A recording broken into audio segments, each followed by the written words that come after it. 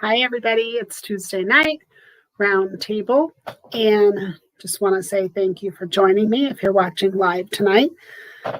Of course, I know a lot of you don't get the opportunity to join live on Tuesdays, but you may get to see this at a later time. So either way, I thank you for checking it out, and just want to talk to you a little bit about our topic this evening and a few other things that have come up recently. Excuse me, just adjusting things there a little bit that I want to let you know about. So first thing I want to do is huge call to action right now. So usually it's really subtle, right? And they're like, enter a call to action. And it's this subtle thing. No, I'm telling you straight out. Here's my call to action for the night, okay? Justify.org, JUSTDEFY.org. We're on our website, on Facebook, on LinkedIn. This is a group that I started this year with some wonderful other community activists, and we are so excited to be moving forward. We need to grow our membership. This is not paid membership, right? This is just people coming together with us as other community activists, people who are interested in preserving our, our state, our country, some of our values. And so we are encouraging anybody who is conservative in their nature, who is concerned about what's going on right now, concerned with the extreme things that are happening in our society. This is not about being a registered Republican or anything else. This is about recognizing that there is this extremist situation going on within the Liberal Party that is calling for socialism, that currently, as we are speaking, they are working to get laws in place that reduce the charges for molesting children. They are working to increase the age of abortion across our country. They are taking actions and measures to incite the rioting. Kamala Harris has all but basically said, please keep rioting. She said it's justified. Of course, I don't think that most people in this country feel it's justified. I think that that's an extreme group of people that feel okay about destroying property and burning buildings as a means of making political change, which it's not effectively doing that either. So we really need to come together. So if you aren't 100% sure where you sit in your political party, if you're unaffiliated, but you know that these things are wrong, if you're a registered Republican, maybe you're a registered Democrat, but you're at the point that so many others, many of the leaders of our Justified group who were once maybe even considered themselves a Democrat, and other millions of people in this country have walked away from that party because of the extreme measures that they're seeing going on. Please come together with us. On October 10th, we are having our first event. We will be in 3 locations. We are getting all the details worked out this week, but we will be in 3 locations rallying to bring together candidates, supporters of our values. We'll be showing our patriotism, having candidates speak. This will be an opportunity to meet them and be in person with each other and really come together. So we're hoping to have a location up in the Fort Collins-Greeley area, one in the immediate metro area, and one down outside of Castle Rock in the Springs. We'd also love to see other community leaders that might come together in some of the other regions of the state on that same day and basically co-host or, rally with us, in distance. So we're going to be working on getting all of those things together and bringing that event together this week. By this weekend, you'll start to see the details of that worked out, and we will be very excited to move forward with that. If you're a candidate that's running for office right now, we will be reaching out to you and asking you to please participate, be available. We want to get you some more exposure right at the time that those ballots are hitting out there, and get you an opportunity to be in front of the public again. And for activists and everybody else who's just, like I said, very concerned, please be prepared to look for that information. We will be sharing it everywhere we can over the weekend as we get it all hashed out. Again, this is not all about political party.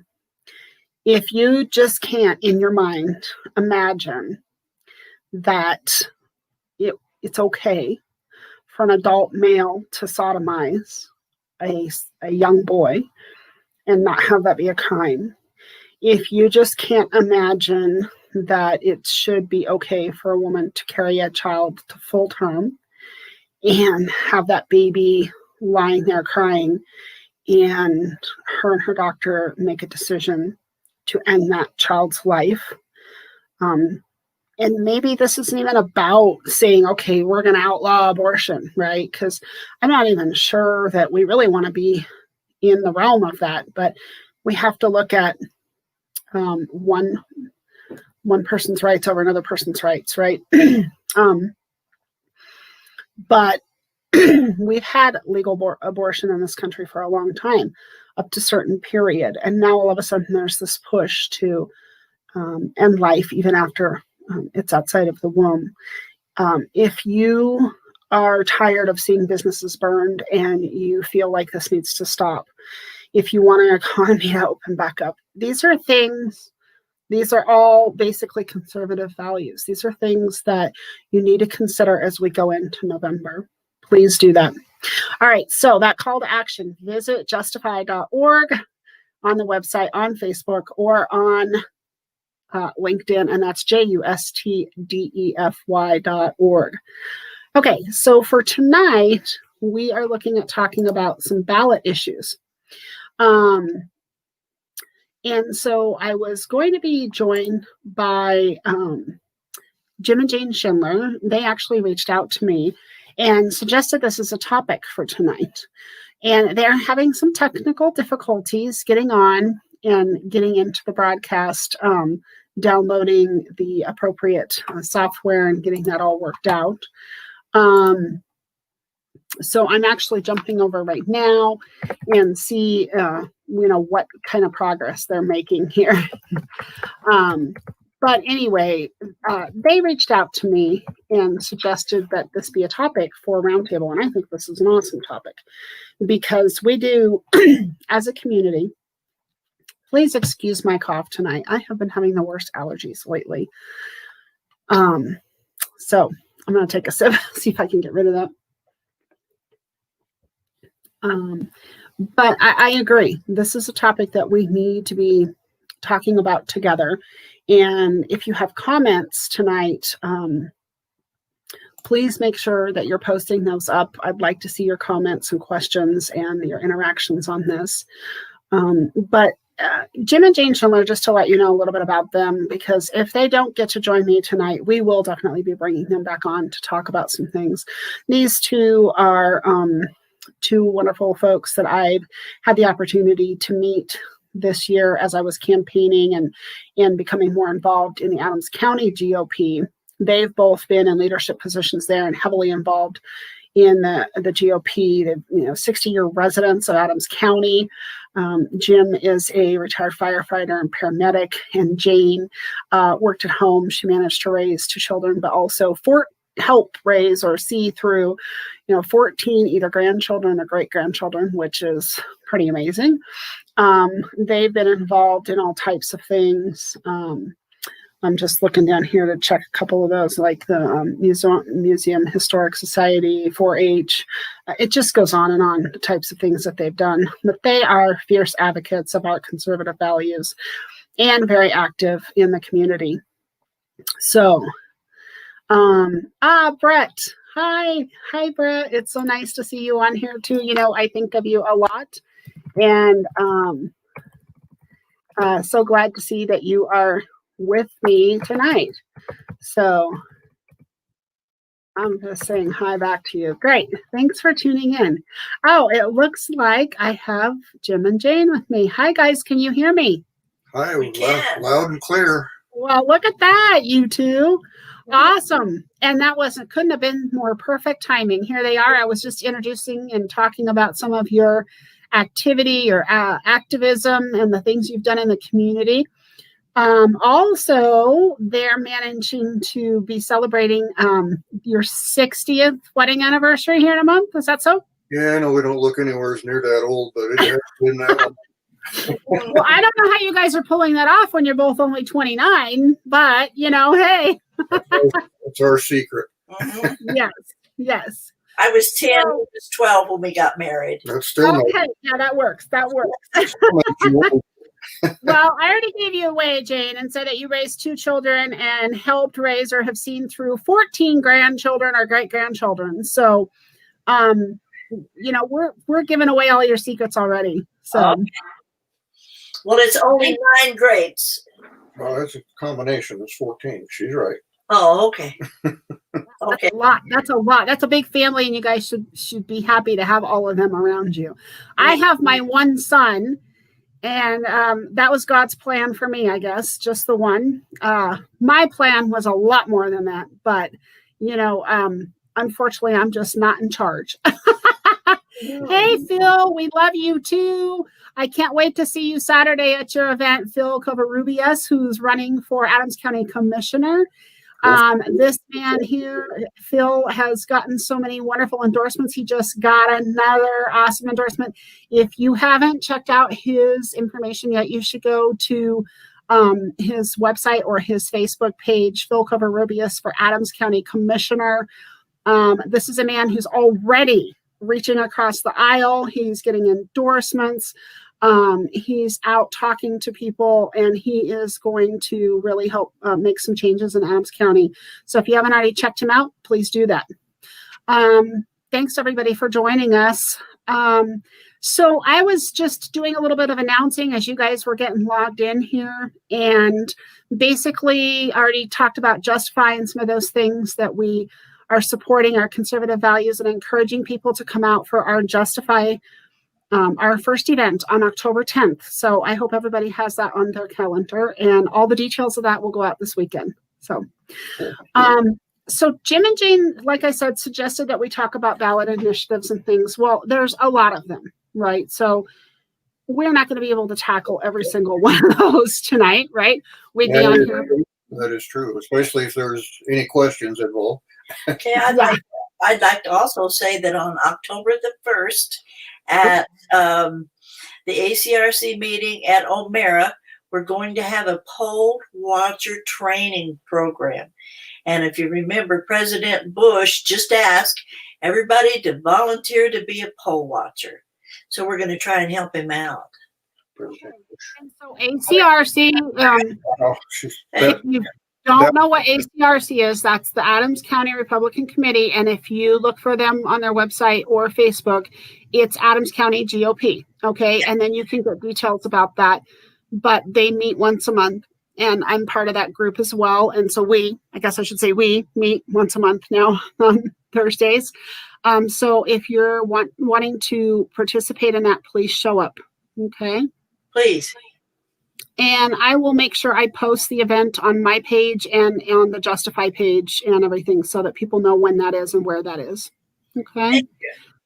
Yeah, absolutely. In fact, I'm going to make a note to myself right now. I need to make a quick exit. I'll be right back. Okay. So when Jim reached out to me and said, hey, we should talk about these initiatives, like I said, we could spend 3 hours sitting here talking about this. So there's a few of them in particular I want to talk about. Okay. So one thing that I think we should explain to people, Jayne, because some people know this, but some might not, right, is that there are propositions. These are proposals for new law. Okay. And then there are also amendments. And so these amendments can call for constitutional changes to our Colorado Constitution. Okay. So we have the U.S. Constitution, but the state of Colorado also has their Constitution. And I think it's important for voters to understand the difference between those two things. Mhm. Do you want to comment at all on that, Jayne? Well, the ballot, this particular ballot for Colorado has both state and national amendments recommended. And the main one that I think is the first one on there about the national popular vote versus the,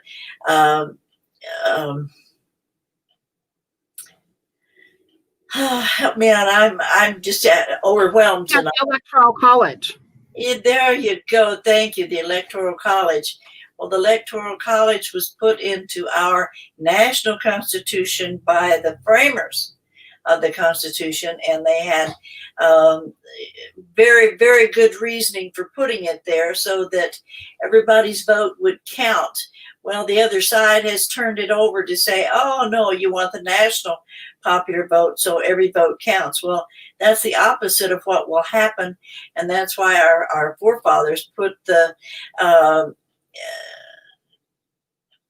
other way in there, so that all votes would count and that New York and California wouldn't overwhelm the states in between. So it's the legislature put it on there to do away with the Electoral College. And so people circulated, citizens of Colorado circulated petitions to put it on the ballot so the people in Colorado could vote on it, and that we would retain our Electoral College vote. And so Jim's done a lot of research on all the things that would be on the ballot, and to try and help people understand. So many of the times it's a yes to say no, and so with this one in particular, you need to vote yes on. But it sounds like, well, no. I think this is. No, you need to vote no on this. So let me just interrupt you for a quick second. It's Proposition 113. Okay. So actually, Jayne, the way that this reads is Colorado voters choose to affirm or reject the decision to join the national popular vote. So we want to say no to that. We do not want to join the national popular vote. Right.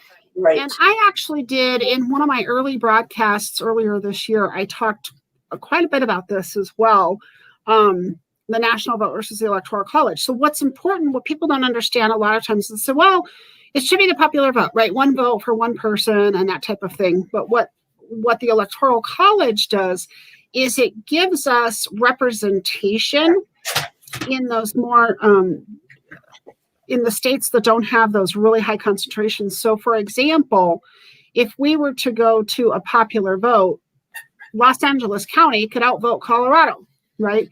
We don't want small segments of communities that are very homogeneous to be able to outvote an entire state of people, things like that.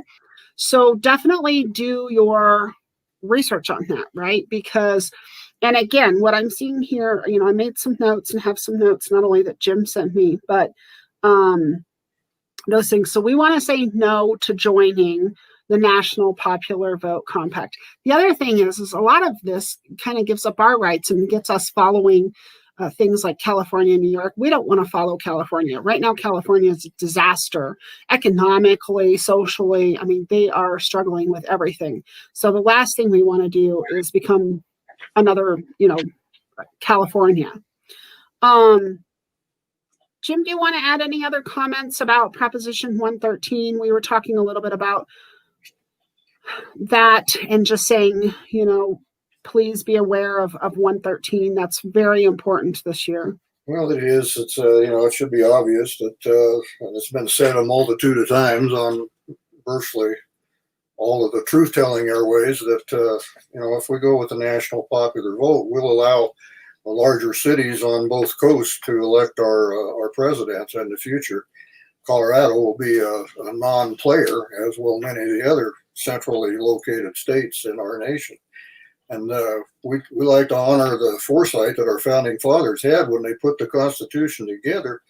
and established the voting means that gave basically equal representation to all the states based on the amount of population that they have. So to venture away from that at this point would be and forever in the future would be a grievous error. And what we're doing with this Proposition 113 is basically we're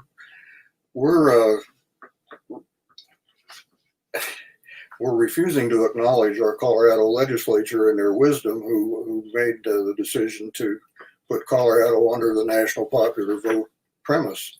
And this is our chance to tell them, as we would like to do in many cases, no, we're not going to let you do that.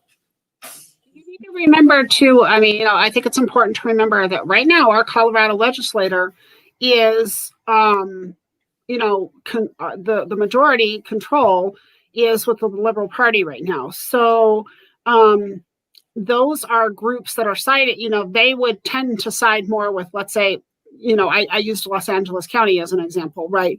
So those types of values and things. So if that's not what you want for our state, then you really need to stand up and say, no, we don't want this. This is not about your agenda. This is about us having fair representation in that national vote.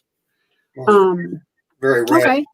very, very radical left-leaning decision dictated by our Colorado legislature. But like you said, if you look at the complexion of the Colorado legislature right now, and if you've paid any attention to the bills that they've been introducing and passing ad nauseum for the last two sessions, it makes perfect sense that they would want to go with the NPV.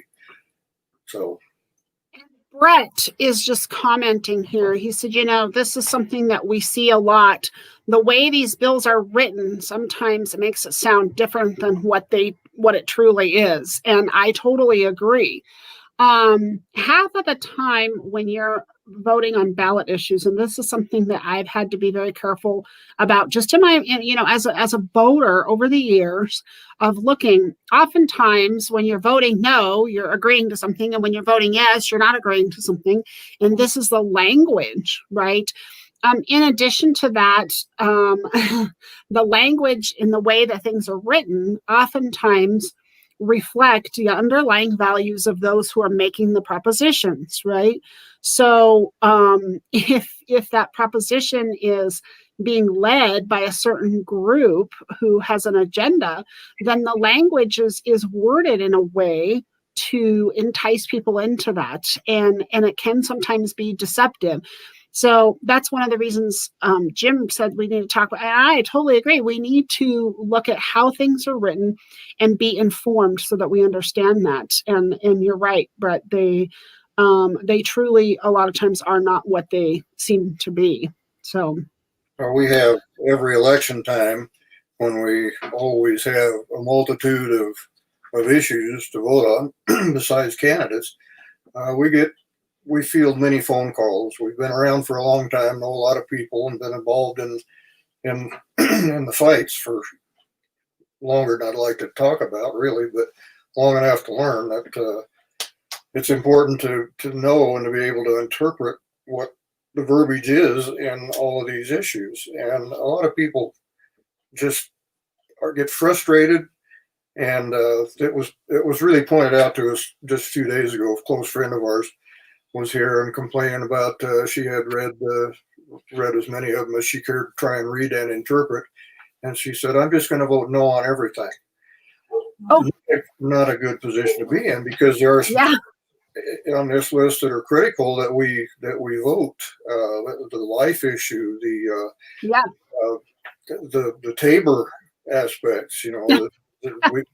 We can embolden our Tabor powers on this fee issue by making fees in addition to the general public having to vote on tax increases. So their end run was to establish all these fees that we're continually dealing with. Well, it's one thing to go down a ballot, right, and say, I'm going to vote all Republican or all Democrat, because we know a lot of people do that. And I encourage people to vote for candidates and to know the candidate, regardless of their position. Although I do know that, in general, if you have certain values, then you know that you're going to be more equally represented by a certain party, right? So that's one thing. But to just go down and vote no, or just go down and vote yes on propositions or amendments is really dangerous because of, again, the way that they're worded. So you were referring to Proposition 115, the prohibition on late-term abortion. And so again, this is the type of proposal that is put on that's saying we're going to prohibit something. So so you want to say, yes, I want to prohibit that. But sometimes people will just look at the title or the topic and it'll be like late-term abortion or something like that, depending on where they're reading it or where they're getting information. They're like, oh, I don't want late-term abortion, so I'm just going to vote no, right? But that vote actually is the opposite of what we want to see. So Proposition 115 will be on this year. They would, yes. Go ahead. 115 would be a yes. Well, that's right. our 115 would be a yes, because what we are saying there is we would like to restrict abortions after 22 weeks of pregnancy. And I can speak very specifically to why 22 weeks. So, having taught college in human growth and development, we know that 22 weeks is now the age of viability, okay, which means that at 22 weeks of gestation, an infant has the capability of living outside of the womb with medical assistance. And so that age used to be older, but with the advances in medical care at 22 weeks now, it is very viable for an infant to live outside the womb. So what we are saying here is that we're asking for a 22-week cutoff to terminating pregnancies after that, okay? So many people, so many people tried to tell me that, oh, Colorado, that's illegal, you can't do that. And then when you try to explain to them that Colorado doesn't have any laws whatsoever against abortion, and they're just horrified. And then when you try to explain to them why this is so important, that we have to have a law, and Planned Parenthood and the late-term abortion people want to abort the babies as late as possible because that makes their parts more valuable to sell. And that some people are just, you can't do that. And going, yes, you can. This is the real world. Yeah. So, and again, it's misunderstanding, misinformation, or lack of information that people don't understand that we don't have prohibitions on that. And so, some people say, well, what if the mother is going to die? Well, this measure gives exceptions to life-threatening conditions for the mother. But we need to also realize that that is only maybe 1% of pregnancies that actually would fall into that category of, potentially being life-threatening to the mother after that age of viability. So that is not the majority of that. And so the other thing is it's important for people to recognize is that the heartbeat starts at 5 weeks. By 12 weeks, the child is fully formed with all of its organs, including its sex organs, in place, okay? And so we're still talking about 10 weeks beyond that, even with this measure. So it's important for people to understand, the development of a child in the womb as well. Uh-huh. Do you have anything else to add about that proposition? I just think it's tragic that we've allowed Colorado to get to the point where it is with absolutely no laws against abortion. And of course, we're pro-life and would eventually like to see the overturn of Roe v. Wade, but we've lost since Roe v. Wade. It started off bad and then incrementally gotten worse until we're at the point we are today. And so this 22-week limitation on the ability to have your child aborted legally is an incremental step at reclaiming the consensus on the value of life. So we're course. recommending you that vote. There's a split in the pro-life community in the state of Colorado and nationally that believe firmly that if we can't get legislation that bans abortion entirely from conception to birth, that they're not willing to save a few lives by doing it the way we're approaching here on an incremental basis. And that will never pass. There's the heartbeat bill, which is out there, which basically if the heartbeat's detected, the child is protected. And that's a one size fits all piece of legislation. And it has actually passed in several states in the country. Colorado is not very likely to have that introduced at this point, but maybe at some point in the future, if we have a precedent established already on a national basis of other states accepting this. And a study was released, and I'll end it with this comment, within just the last few years that the polling of college students indicates strongly that two things that they focused on. Number one was that abortion will become illegal nationally.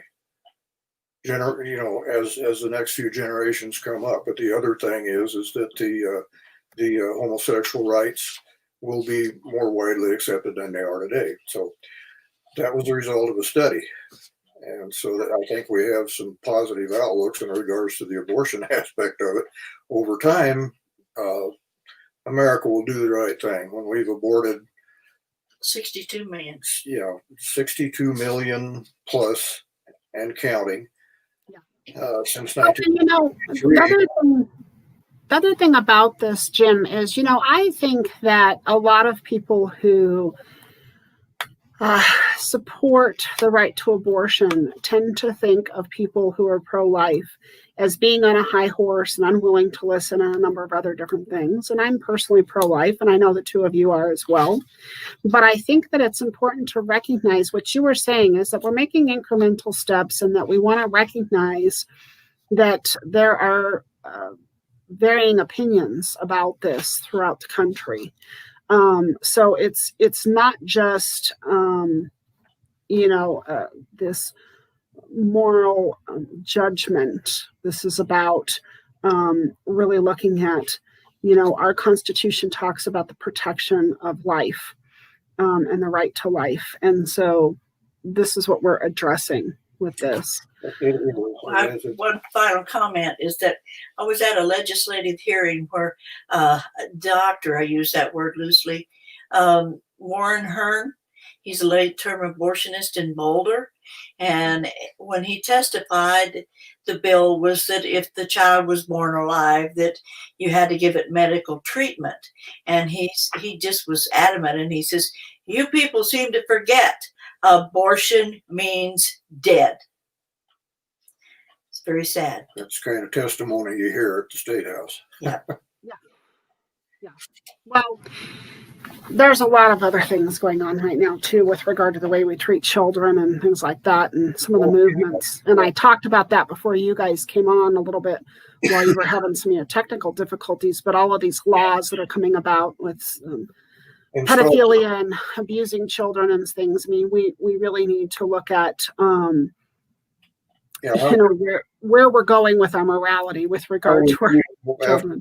After they're born is yet another story, and that is an ongoing battle. And we see that's not incremental. It's like backing a dump truck up with perversion and just dumping. Yeah.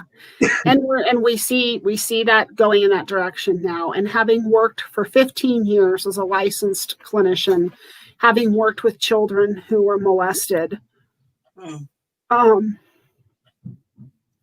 having seen personally and helped people deal with the lifelong trauma of having been sexually abused as children, it is horrifying to me that anybody could possibly consider this is okay. It is not a sexual preference. I will adamantly say that right now. I will say that not only as a voter and political activist that we're talking about, but as a psychologist, this is not a sexual preference. And I'm telling you right now, if you're buying into that, you're buying into horse crap. You're buying into perversion, and you are allowing people to abuse children. It is abuse. Children cannot consent to sex. And so that is a topic that is just really, it just kills me, honestly, to see us, for years and years and years, we fought to strengthen the legal system when it came to sexual abuse of children. And now we have the Liberal Party fighting to reduce those crimes to a crime that's not even punishable by jail or prison. And for years and years, we fought to get that the other way. So we're just seeing all kinds of craziness. But so for time's sake, I want to address one last one here. And of course, again, we're just touching on a few of these folks. I put a link on my Facebook page, and I'm going to put up some more resources as well for you to go out and look at this, whether it be an analysis of the ballot issues or just the language of them. But another one I wanted to address is Amendment B, the repeal property tax assessment rates.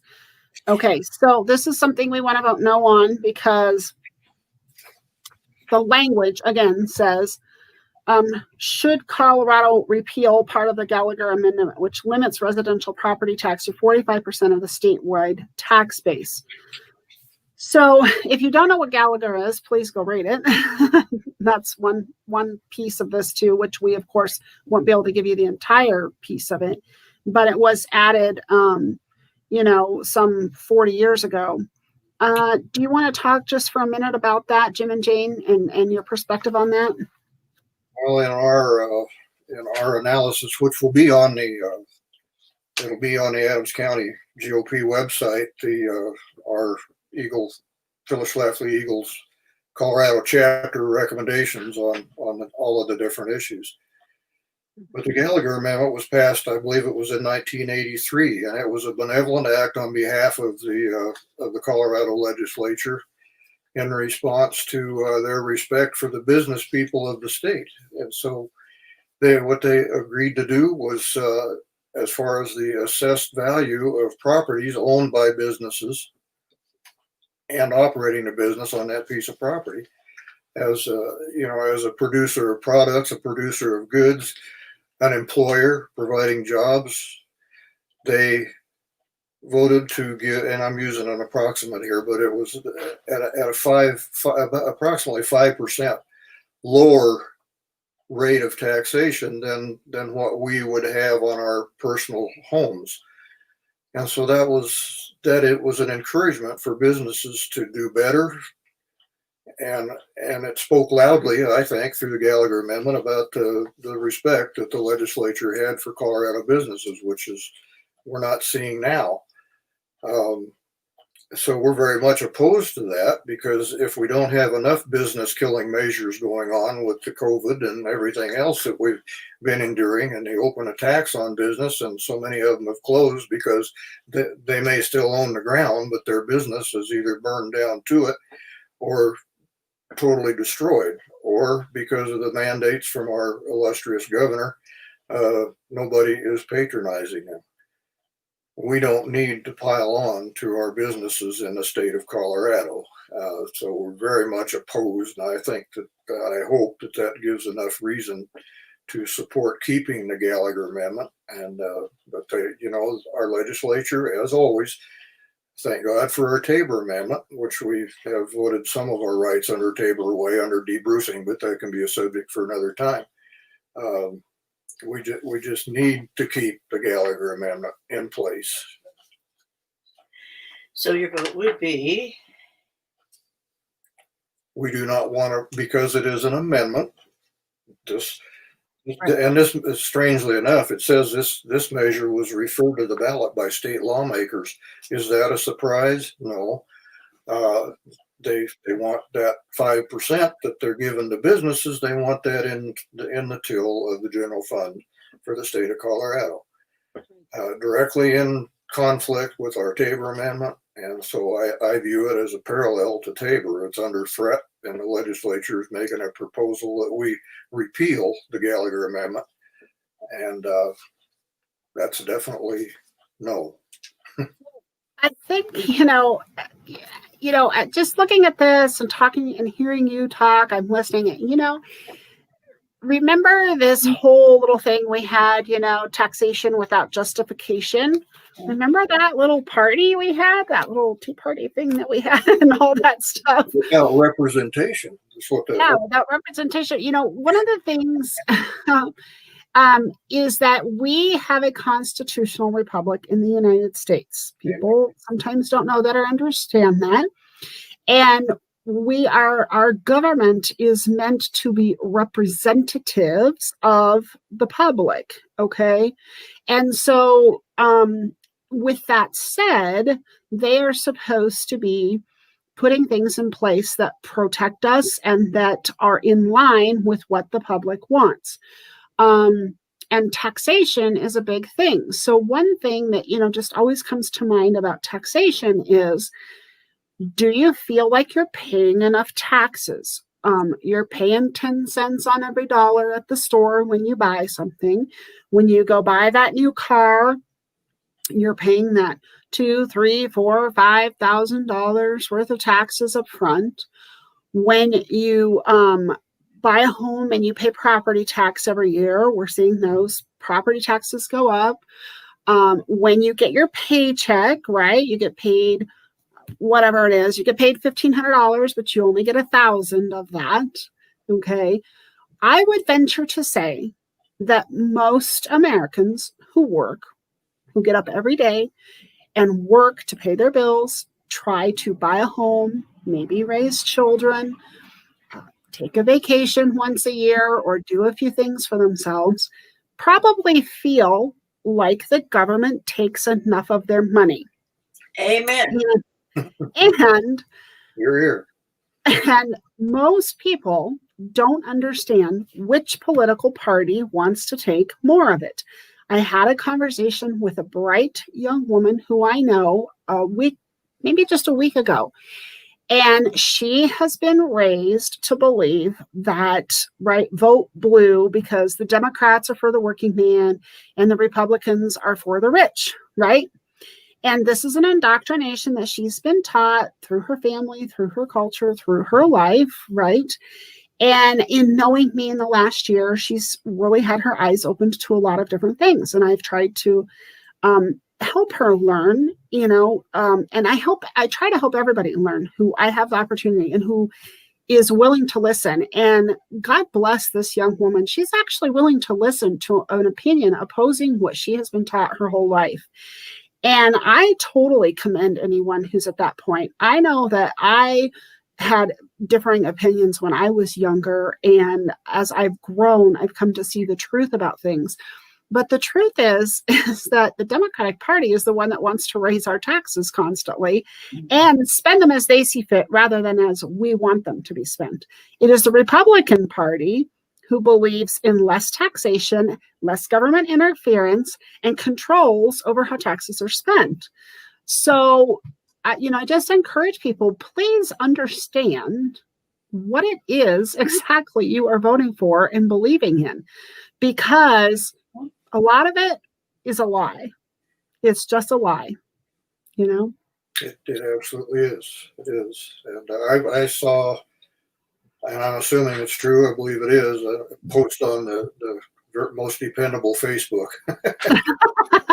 Anyway, it was, you have a tendency to think of things that you like as being true, but it's something that I believe because I believe, having worked in a union virtually my whole career from start to finish, you're minions of the union leadership who put out the literature that instructs or advises strenuously its employees to vote straight Democrat ticket, because of the reason you mentioned.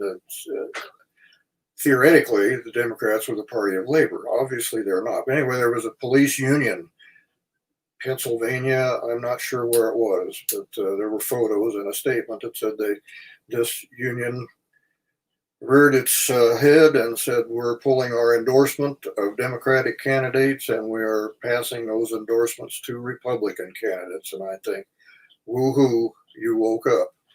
Now, they don't know how you vote when you go to the polls, but so many people are complacent in their positions to accept what their leadership, especially when they're taking your dues and whether you want them to or not, they use your union dues to back candidates that you are not going to vote for, no matter what they do. But you don't have any say in that. So if this is a true thing, then I'm proud of that one police union that stepped up and withdrew.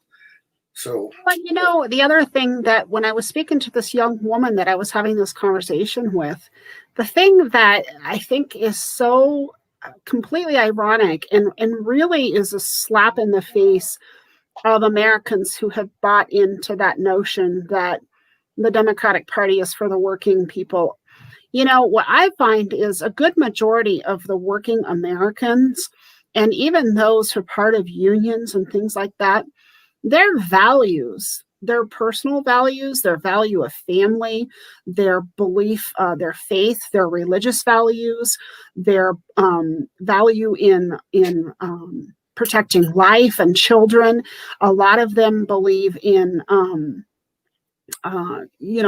just their values are not at all reflective of the Democratic Party. They believe in freedom and personal liberty. And so it is such a contradiction to place that label on working Americans that they belong to that party and it's just like this young lady I talked to, she was saying, well, I was told they're for the working, et cetera. And she said, and when I explained the taxation and the difference, and she's like, wow, I never really realized that, And then she mentioned something to me about abortion. And, she and I were talking because we've both lost children. And so that's it's a touchy subject for us. And, we started talking about that again. And she's like, I never realized that the party that I've been supporting supports abortion and even late-term abortion. She's like, that is totally against our values, my whole entire family. It just kept coming, one thing after the other in our conversation was like, but we don't believe this way. And we don't believe this way. We don't believe this way. And I said, well, it sounds to me like you're a Republican. You just haven't figured that out yet. And she's like, and she said, well, I just have one question for you. And I said, okay. And she said, if I'm a registered Democrat, do I have to vote for the Democratic president in November? And I said, no, ma'am, you do not. And she said, that's good to know. Only in primaries. Can I tell you a real quick, cute story? Our grandkids that live in Reno in their early 30s, and the husband was raised Democrat, as you talked about. So anyway, they decided to go to the Trump rally last Saturday night. They had to wait in line for 3 hours to get in, stand for 2 hours during the presentation.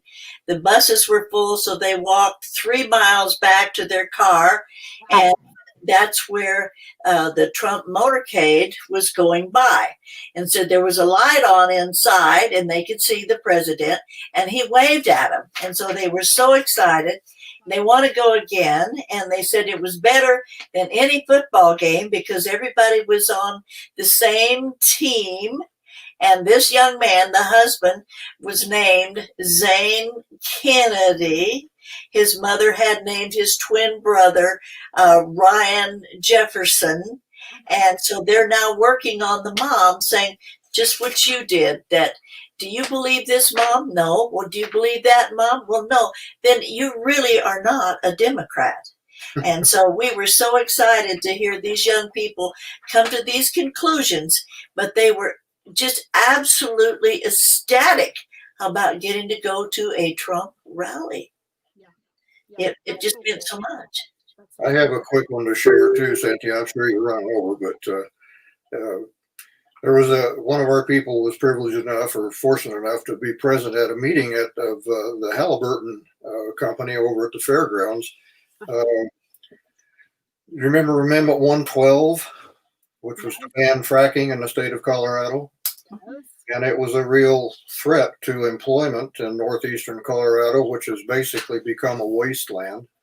And the union people were there instructing all the guys to preserve their jobs and vote no on this fracking ban. But they basically what they said was, and while you're there voting, vote straight Democrat for all your candidates. Well, they did that. So what was the result? The amendment failed to ban fracking, so fracking was to continue. The next legislative session that came in and convened overrode that and banned fracking. That's an example. Jim, I have said numerous times that 2018 was proof, 100% proof in Colorado that people do not understand what they are voting for compared to the candidates they are voting for, because 112 was not the only one, not the only ballot proposition, initiative, whatever, that was conservatively based, that was voted conservatively, but then people voted in all of the Democrats. Mm-hmm. And so they were voting for people who would not support their vote on those propositions. They literally voted for something and then turned around and voted for a representative who votes the exact opposite. Exactly right. That should be proof. We've been hoping that woke union people up to the facade that's being presented to them by union philosophy. That the Democrats, if there was, as you said, there's never been a more clear-cut case of exposing yourselves to be anti-labor than the legislature was when they overrode the vote of the people.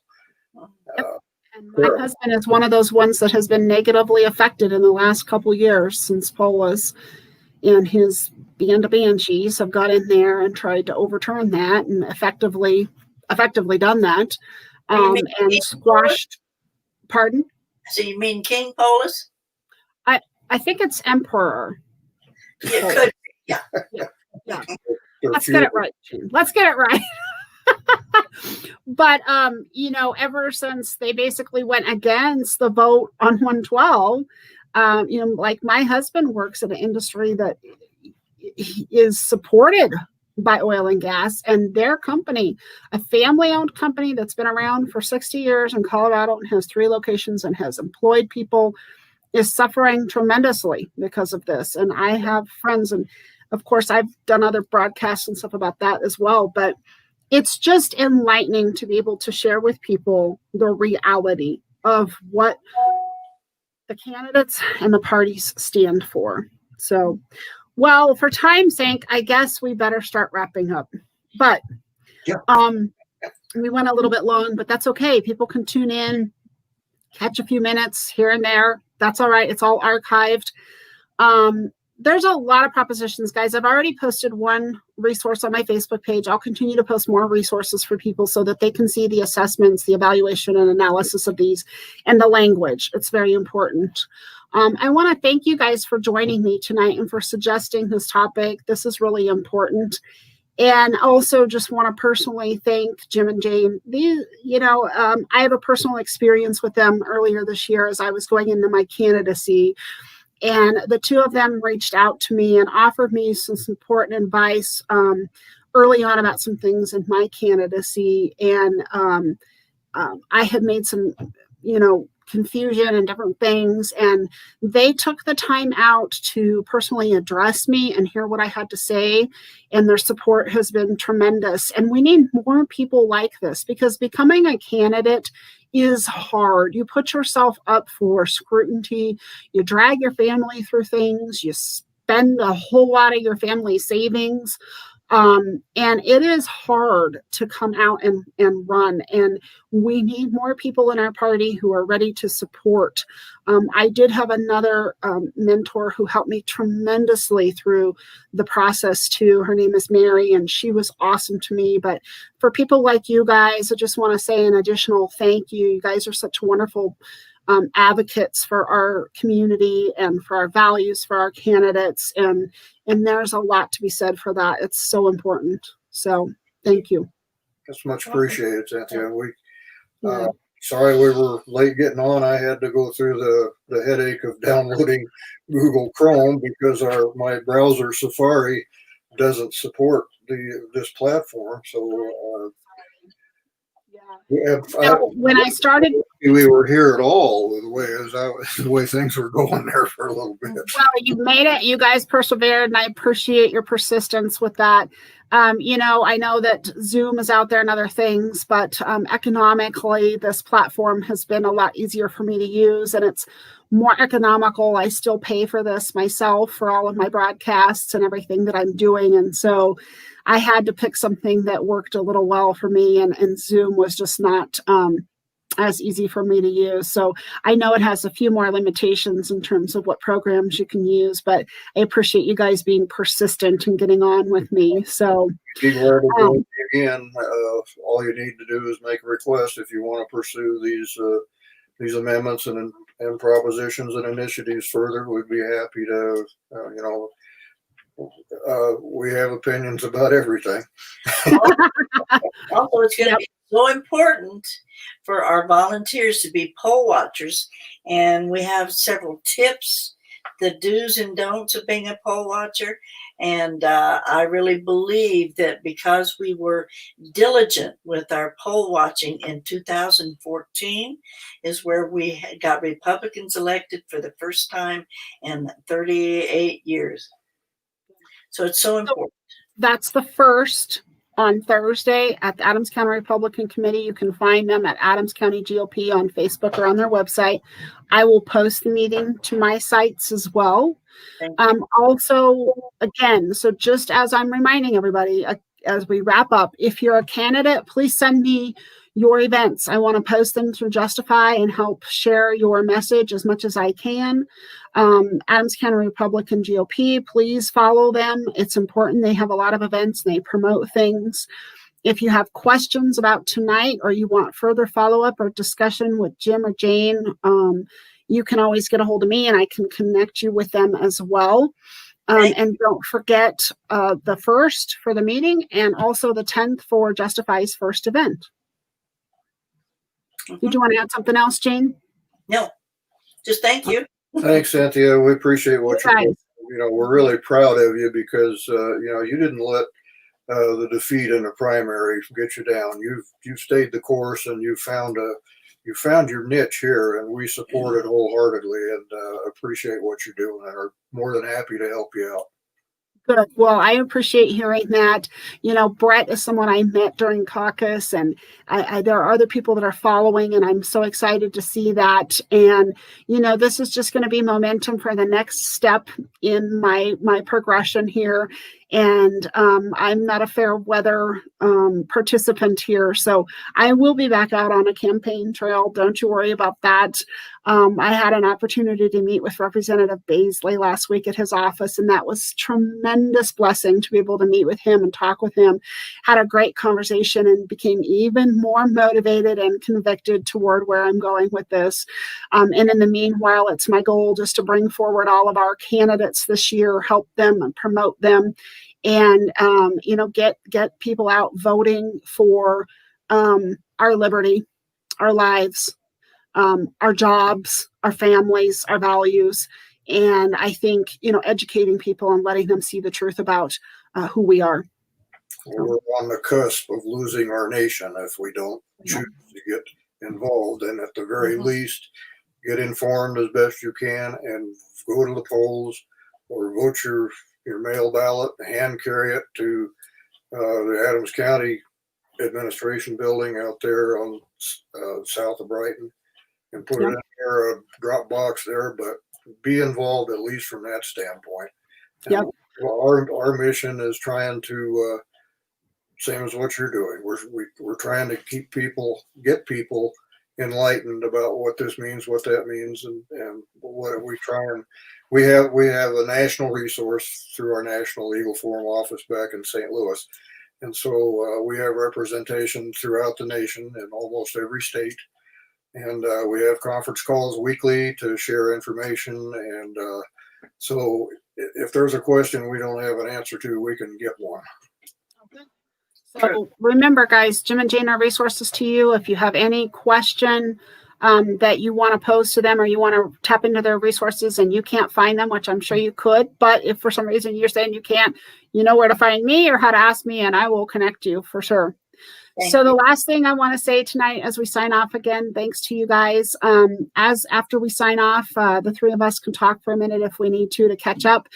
But the last thing I want to say to everybody watching, to anybody listening, is inaction is a choice. Remember who your choices affect. All right, guys, have a good night. Night. Good night, all. God bless you.